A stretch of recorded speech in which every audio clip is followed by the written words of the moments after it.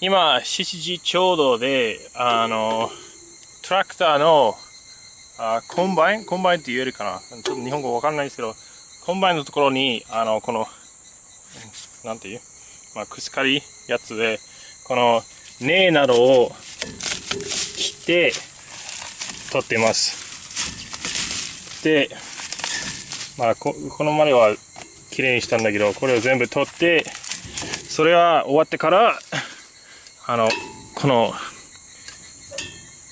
ものを、これで、なんていう、私本当に日本語下手くそですね。これで、締めて、ギュッと締めて、それで、明日、よく回すように、この作業をします。で、So, right now, I'm just cutting the roots off this. It's 7 o'clock. I'm cutting the roots off of the combine, so it'll spin better.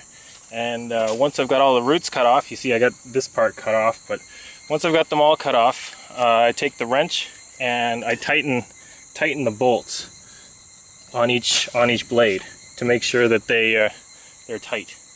So we work on this, then this tractor's done for the day.